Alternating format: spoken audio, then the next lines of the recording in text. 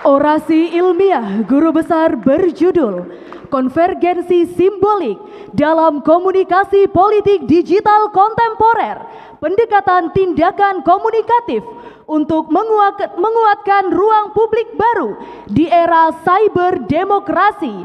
Hadirin sekalian, mari kita sambut Profesor Dr. Gun Gun Herianto, MSI.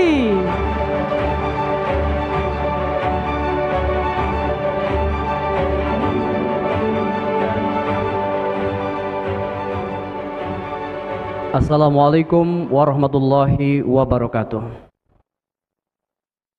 Bismillah, alhamdulillah, salatu wassalamu ala rasulillah wa ala alihi wa ashabihi wa mawalah. Amma ba'd. Selamat pagi, salam sejahtera untuk kita semua. Salam, Om Swastiastu, Namo Buddhaya, salam kebajikan. Yang saya hormati Ketua Senat, Sekretaris Senat, Rektor, para wakil rektor, para dekan, direktur pasca sarjana, para kabiro, para guru besar, hadirin sekalian yang saya hormati dan saya muliakan. Izinkan saya menyampaikan orasi di waktu yang terbatas dengan judul Konvergensi Simbolik dalam Komunikasi Politik Digital Kontemporer, Pendekatan Tindakan Komunikatif untuk menguatkan ruang publik baru di era cyber demokrasi.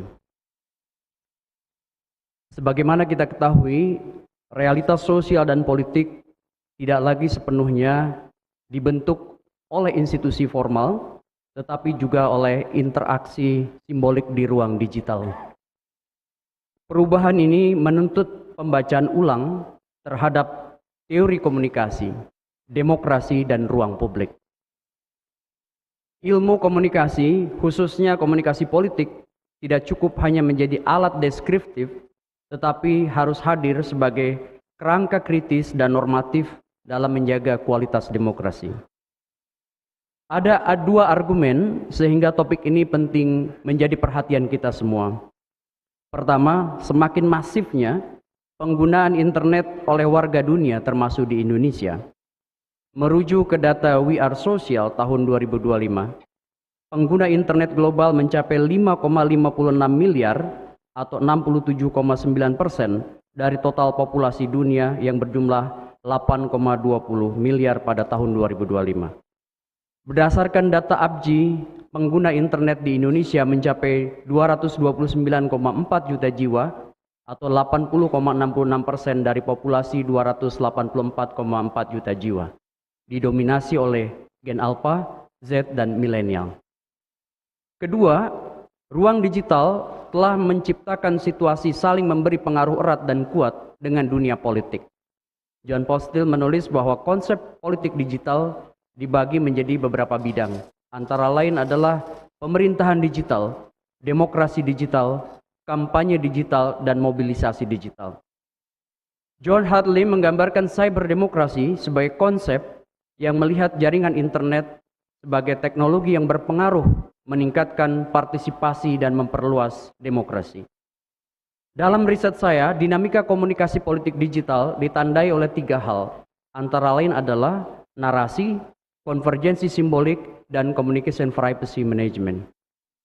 Di Indonesia, kejadian kontemporer misalnya terjadi pada Agustus 2025. Saat terjadinya kematian seorang ojek online bernama Afan Kurniawan. Berbagai tautan narasi di ruang digital membentuk konvergensi simbolik yang memantik kemarahan, protes, kritik, bahkan gerakan ekstraparlementer yang meluas di kalangan masyarakat. Untuk memotret dinamika politik di ruang digital, saya mengajukan dalam riset saya model konvergensi simbolik komunikasi politik digital. Keberadaan citizen dan netizen bersifat reciprocal.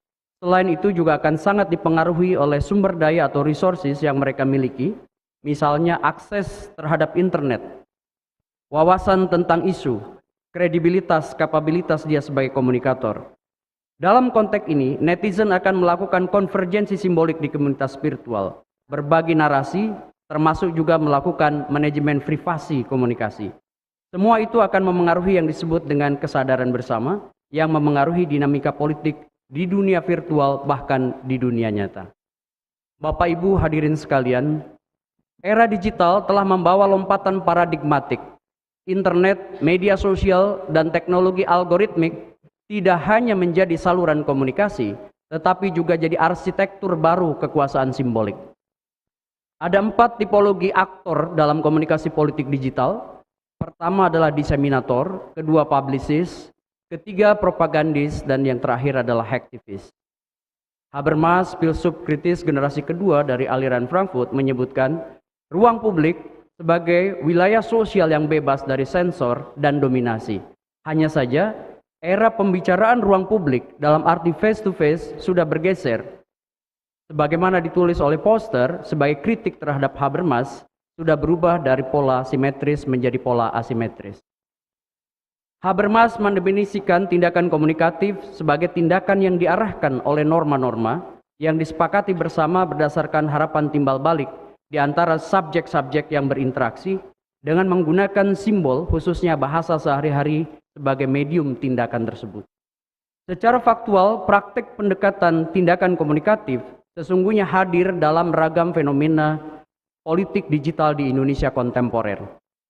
Pertama, demonstrasi panggilan darurat yang muncul sebagai respon terhadap situasi politik jelang pemilihan kepala daerah tahun 2024.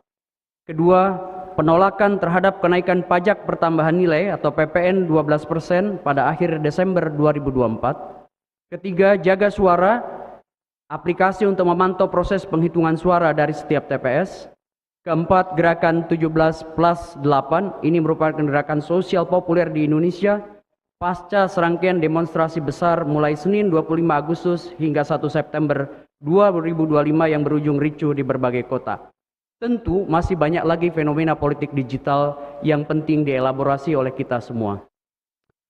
Ada 7 pendekatan tindakan komunikatif di ruang digital.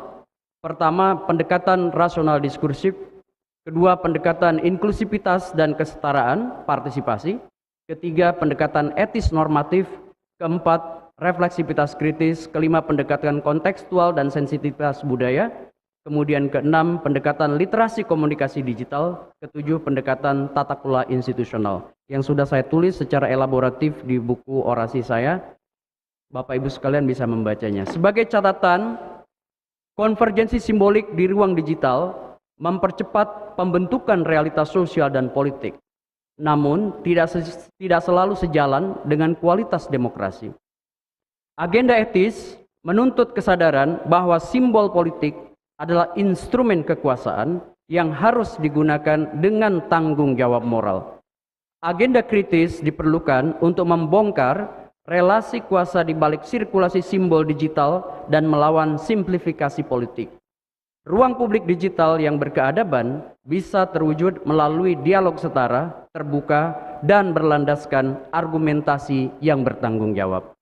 Bapak Ibu hadirin sekalian, tentu pencapaian guru besar saya bukan karena kehebatan diri saya sendiri, melainkan banyak peran, jasa baik, dukungan, dan kebaikan dari banyak pihak. Oleh karena itu, izinkan saya di waktu yang terbatas ini menyampaikan ucapan terima kasih, sekaligus apresiasi tertinggi saya untuk Bapak Ibu dan saudara-saudara sekalian. Terima kasih kepada Menteri Pendidikan Tinggi, Sains dan Teknologi Republik Indonesia yang telah mengeluarkan SK guru besar saya, kepada Menteri Agama, kepada Gubernur Lemhanas, Bapak Dr. Aceh Hasan Sajili, para komisioner Komisi Penyiaran Indonesia Pusat yang hadir pada kesempatan ini, kemudian Bapak Dr. Ismail Cawidu, Staf Sus Menteri Agama. Kemudian terima kasih juga kepada Ketua Senat Prof. Dede Rosada, kepada Prof.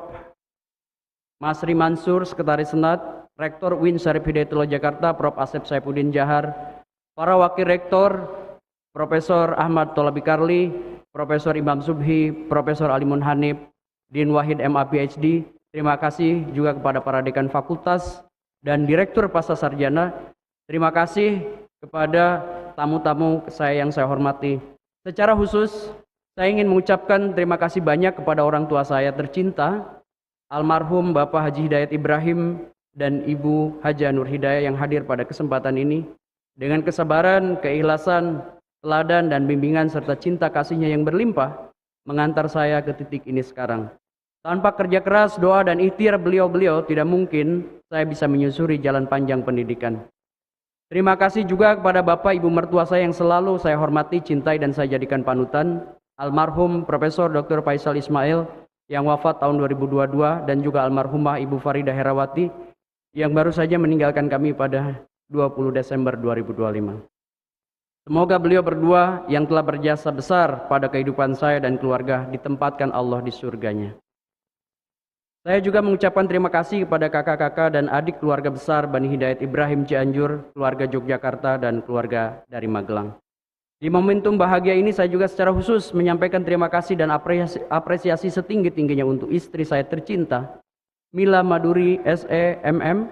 Semoga Allah Subhanahu wa taala selalu memuliakan atas segala kesabaran, ketelatenan, dedikasi dan dukungannya kepada saya. Terima kasih juga untuk anak-anak tercinta Regan Danis Haryanto dan Kwinara Danisa Haryanto yang selalu menjadi oase kebahagiaan di tengah jalan panjang berliku saya sebagai akademisi. Terima kasih kepada para kolega di FDIKOM UIN Syarif Hidayatullah Jakarta, para wakil dekan, Kabak TU, para dosen dan seluruh tenaga kependidikan. Dan juga tidak lupa saya sampaikan pada para kader The Political Literacy yang sudah membersamai saya sejak saya dirikan tahun 2008. Terima kasih Bapak Ibu sekalian, terutama tamu-tamu yang hadir di sini ada Rektor UAI Prof. Widodo, Dr. Andre Iksano, Rektor LSPR, kemudian Pak Ubaidillah, Pak Mas Duki Baidawi dari Majelis Ulama Indonesia, Pak Dr. Santoso dari Kantor Staf Presiden. Terima kasih, mohon maaf tidak saya sebut satu persatu, dan Prof. Dadang dan juga para teman-teman media yang hadir pada kesempatan ini. Terima kasih. Assalamualaikum warahmatullahi wabarakatuh.